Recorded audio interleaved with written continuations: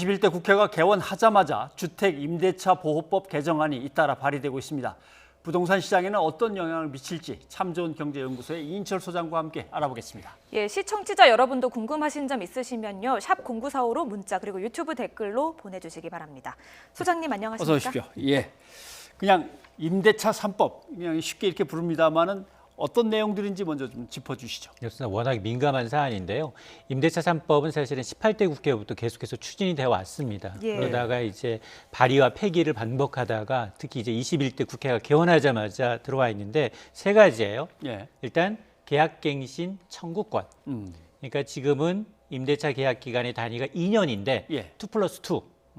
세입자가 원하면 4년도 할 수 있게 하고 물론 박주민 의원이 발의한 법은 조금 다릅니다. 예. 박주민 의원은 무기한까지 세입자가 원하면 무기한 이 집에 살게 합시다 라는 조건이었고요. 또 두 번째가 전월세 상한제입니다. 서울의 아파트 전세 가격이 너무 빨리 뛴더라. 예. 이거 연 5% 이상은 뛰지 못하게 합시다. 이 상한을 두는 제도입니다. 그리고 또 하나가 전월세 신고제예요. 매매 같은 경우에는 그동안 30일 이내에 매매하고 난 다음에는 잔금 치르고 반드시 신고를 하게 돼 있습니다. 네. 근데 전월세는 신고하지 않았어요. 전월세는 정부가 통계를 알고 있는 게 전체 거래 물량이 한 4분의 1 정도. 그래서 전체 임대차 계약이 한 630만 건 정도가 되는데 정부가 한 500만 건에 대해서는 건건이 깜깜이다. 예. 이것까지도 전월세 신고를 하게 되면 구태여 세입자가 가서 확정일자를 뭐 동사무소나 이제 이렇게 가서 할 필요가 없으니까 예. 30일이나 하게 되면 바로 이제 이 부동산 계약서를 가지고 부동산 중개소에서 가면 되니까 이런 것을 추진해 보자라는 건데요. 어쨌든 이번 이제 임대차 3법은 이제 지금 21대 국회가 여당이 지금 밀어붙이고 있는 것이기 때문에 예. 177석이고 과반 이상을 확보하고 있어서 예. 좀 그 어느 때보다도 이제 통과될 가능성이 굉장히 높아졌습니다. 그렇군요. 예. 임대차 3법이 세입자들을 보호하겠다는 취지잖아요. 그리고 아까 얘기하셨던 박주민 의원이 발의한 법안 같은 경우에는 더 강력하죠. 무기한 계약 갱신을 담고 있는데요. 이렇게 되다 보면 세입자들만 보호하고 집주인에게는 좀 불리한 게 아니냐 이런 얘기가 또 나오고 있거든요. 지금 부동산 커뮤니티가 이번 주 난리가 났습니다. 예. 이 박주민 의원이 이제 내건 이 계약갱신을 할 때 무기한으로 하자라는 거는 계약갱신 청구권을 누가 갖느냐? 집주인이 갖는 게 아니라 세입자가 갖자라는 예. 겁니다. 그래서 특별한 경우를 제외하고는 세입자가 원하면 2+2가 아니라 계속 무제한 거주할 수 있겠다라는 건데 물론 집주인 입장에서는 나는 세금도 다 내고 있고 보유세 내고 있고 각종 세금을 다 내는데 이거는 과도한 침해 아니냐, 재산권 침해 아니냐라는 얘기가 나올 수밖에 없는데 사실은 이 세입자 간 경쟁도 좀 우려가 돼요. 예를 들어서 입지가 좋은, 환경이 좋은 강남이나 목동과 같은 데는 세입자가 한 번 들어가면 안 나올 거 아니에요. 그렇죠. 왜냐하면 임대료도 적정 수준 이상은 못 올리도록 되어 있죠. 마음대로 살 수 있다 그러면 신규 세입자가 저쪽으로 가고 싶은데 옮기고 싶은데 대기표를 받아야 되는 거냐? 아니면 세입자가 아니면 권리금이라도 줘야 되는 게 아니냐. 자기들끼리. 그렇습니다. 이런 얘기가 벌써부터 커뮤니티에 나오고 있거든요. 그러니까 궁극적으로 이 전월세 물량, 임대차 물량은 수요와 공급이 맞아떨어야 되는데 그걸 이제 조금 법의 명분으로 이제 테두리를 좀 가둬놓게 되면 약간의 이제 부작용이 있을 수 있다라는 우려가 나오고 있는 겁니다. 예. 무시무시한 법이라고 이제 박주민 의원 법안에 대해서 언론들이 난리가 났습니다만은 사실 집주인이 아무런 권리 행사를 못하는 건 아니죠. 예를 들면 집세를 갖다가 안 내고 계속 버틴다든가 이런 것들. 아니면은 이제 본인이 직접 들어간다.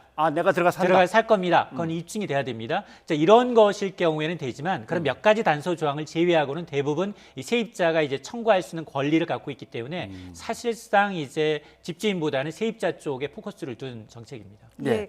그렇다면 제도가 시행되기 직전에 전셋값을 미리 올리는 현상이 또 일어나지는 않을까요? 그렇습니다. 참 임대차 보호법이라는 게 세입자들한테는 참 좋은데 혹시나 그런 걸 또 집주인이 세입자한테 전가할 수가 있거든요. 그럼 부작용을 꼼꼼히 따져봐야 되는데 사실은 우리가 임대차 계약 기간이 2년으로 바뀐 게 얼마 안 됐어요. 예. 1989년도까지는 1년 단위였습니다. 그 당시 한번 거슬러 올라가 보니까 1년에서 2년으로 옮긴 그 순간 1990년도에 전셋값이 올랐을까요, 내렸을까요? 20% 가까이 평균 올랐습니다. 올랐어요. 그러니까 말씀하셨던 것처럼 1년부터 2년 되게 되면 당장 이제 물량 자체가 절반으로 줄어드는 효과가 있어요. 왜냐하면 1년 단위로 나오던 물건이 2년으로 바뀌다 보니까 물량 자체가 줄어들 그렇죠. 수 있고 또 하나는 집주인 입장에서는 야 바닥에 못 올리게 되면 미리 좀 올려보자 이런 심리가 반영이 될 수 있기 때문에 물론 뭐 그 당시 상황도 이제 수요와 공급에 따른 변수도 있겠지만 어쨌든 과거에 이제 하다 보니 초기에 전세 시장이 좀 불안했던 것은 있다라는 겁니다. 그러니까 집주인이 전월세금을 하나도 못 올리게 된다 이런 건 아니죠. 모든 법에서 어느 정도 선을 다 그어놨겠죠. 그렇습니다. 그래서 이 집주인 입장에서 보면 그러면 이게 전세 상한만을 통제하는 게 아니라 예. 전세값이라는 게 떨어질 수도 있잖아요. 그렇죠. 그럼 우리가 깡통주택도 나타날 수 있는데 예. 5% 이하로 떨어지게 되면 정부가 과연 보전해 줄 거냐 예. 이런 불만도 있는 겁니다. 알겠습니다. 그런데 이제 서울 아파트값 얘기로 이제 가봐야겠습니다. 요새 강북, 경기, 인천 쪽은 좀 이렇게 강세를 보였지만 강남은 그동안 좀 약세로 떨어졌었거든요. 근데 강남이 자존심이 있지 하면서 다시 치고 올라와서 옛날로 돌아가는 것 같습니다. 맞습니다. 지금 그 서울 아파트 매매 가격이 거의 이제 3개월 만에 상승 반전했고요. 예. 13주 만에. 그리고 전세 가격은 지난해 7월 이후 지금 신화으로 가격이 올라오고 있습니다. 거의 10개월 가까이 가격이 오르고 있는데 실제로 지금 국토부 산하 한국감정원의 통계를 보니까 이번 주 서울 아파트 가격은 지난주보다 0.02%가 올랐어요. 예. 지난주는 보합이었습니다. 야, 소수점이야 두 자릿수 오르는 게 뭐 대수냐라고 하겠지만 집값과 전세값은 억대 단위고 이게 한 방향으로 누적이 되면 예. 금액이 커집니다. 실질적으로 지난 5월 기준 전세값이 한 달 전, 1년 전에 비해서 얼마나 올랐을까요? 서울의 경우 2,400만 원이 올랐습니다. 그러면 이게 전세차가 2년 단위다 보니까 예. 그 전세 새로 계약하시는 분은 5천만 원 가까이 증액해 줘야 된다는 얘기거든요. 자, 그러다 보니까 지금 그 특히 이 뛰는 매매가 위에 나는 전세가라고 전세값은 더 많이 올랐어요. 예. 이번 주 전세 가격, 서울의 전세 가격은 0.06%가 올라서 매매가의 3배를 웃돕니다. 자, 이러다 보니까 왜 이렇게 많이 뛰고 있느냐? 사실 매매가도 불안하지만 전세가가 더 심각하거든요. 매매는 안 하면 됩니다. 근데 전세는 반드시 이제 거쳐가야 될 관문이다 보니까 지금 전세를 사려는 수요가 왜냐? 코로나19 때문에 이제 부동산이나 임장이라고 해서 직접 가질 않아요. 예. 그냥 눌러 앉지 뭐. 나 전세 재계약할 겁니다. 이런 예. 수요가 많고 있고요. 또 하나는 서울의 대단주 아닌 입주 아파트의 물량이 거의 다 소진이 됐어요. 그러니까 공급 물량 자체가 줄어들었고요. 아하. 세 번째는 중장기적으로 지금 정부가 3기 신도시를 추진하고 있는데 이게 2기 신도시보다도 입지가 더 좋습니다. 예. 자, 그러다 보니까 대기 수요까지 있다 보니까 이렇게 지금 전세 물량 그리고 여기다 이제 1,100조 원이라는 과잉 유동성이 지금 호시탐탐 주식으로 갈 거냐, 부동산으로 갈 거냐 이제 노리고 있는 상황이거든요. 이런 것들이 맞물리다 보니까 지금 매매, 전세값이 조금 불안합니다. 그러니까 정부가 뭐 이런저런 정책을 펴다 보니까 유동성은 엄청나게 늘어났는데 수요하고 공급은 지금 전혀 안 맞는 그런 상황이네요. 그러니까 우리가 이제 경기 부양을 위해서 돈을 푸는데 가장 경계해야 될 대목이 뭐냐? 이런 자산 가치의 버블이거든요. 예. 알겠습니다. 예. 전세값이 더 많이 뛰고 있긴 하지만 매매가도 상승하고 있는 상황인데요. 0991님이 질문 주셨습니다.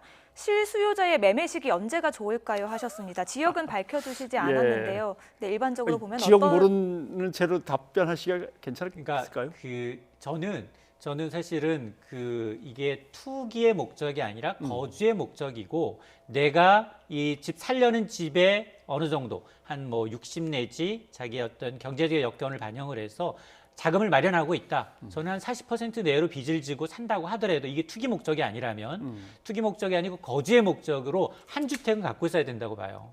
왜냐하면 2년마다 이렇게 옮겨가야 돼요. 옮겨갈 때마다 저는 굉장히 부대 비용이 더 많이 듭니다. 그리고 스트레스를 받아요. 이걸 얼마나 더 올려줘야 되지? 이런 스트레스에서 벗어나기 위해서는 자기 수입이 적정 수준을 맞춰주고 있고 지금 굉장히 저금리거든요. 예. 그리고 생애 최초 주택자한테는 대출도 60%까지 되고요. 그리고 갖가지 혜택이 다 들어갑니다.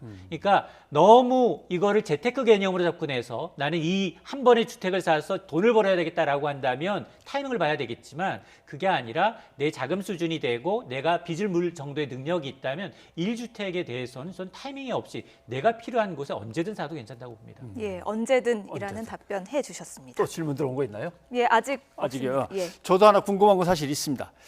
결국은 실수요자는 이제 30대, 40대의 실수요자들이 막 생겨나고 있습니다. 더 이상 기다릴 수 없고 집은 사야 되는 사람들이 있는데 아까 말씀하신 대로 수도권에 공급할 물량이라든가 대도시에 공급할 물량은 소진됐다.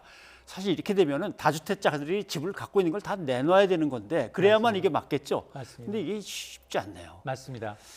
이게 사실은 우리가 올해부터 연 임대소득 2천만 원 이하도 소득 신고를 하게 돼 해야죠, 있잖아요. 이제. 예. 그런 것들이 사실은 세금 부담이 돼서 다주택자들이 주택을 좀 내주면 좋은데 그게 아까 말씀드린 6월 일자 보유 기준에서 그동안 매매 시장이 좀 낙했던 거는 바로 이 보유세의 기준이 되는 6월 일자가 지나니까 매물이 없는 거예요. 예. 그 이전에 세금 부담 때문에 나온 매물이 조금 있었지만 예. 이후로는 어차피 나는 세금 내야 되는데 좀 더 지켜보지 뭐. 가격이 오를 때 팔면 그 세금 내고도 남는다 이런 심리가 있거든요. 예. 그래서 아마 이거는 수요와 공급의 문제지 이렇게 규제를 한다고 하면 두더지 같아요.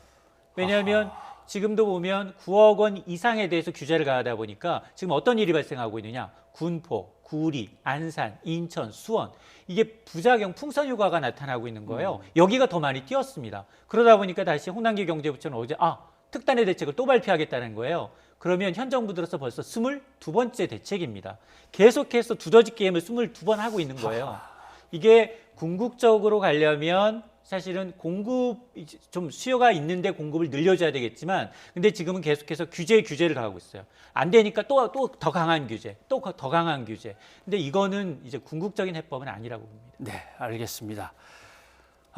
아무튼 뭐 부동산 문제는 정말 다루기가 어렵습니다. 이렇게도 저렇게도 또 빠져나갈 방법들이 또 연구에서 나오고 하니까 세제부터 시작해서 전체적인 큰 틀을 한번 가다듬어 봐야 되겠습니다. 이 선생님 오늘 고맙습니다.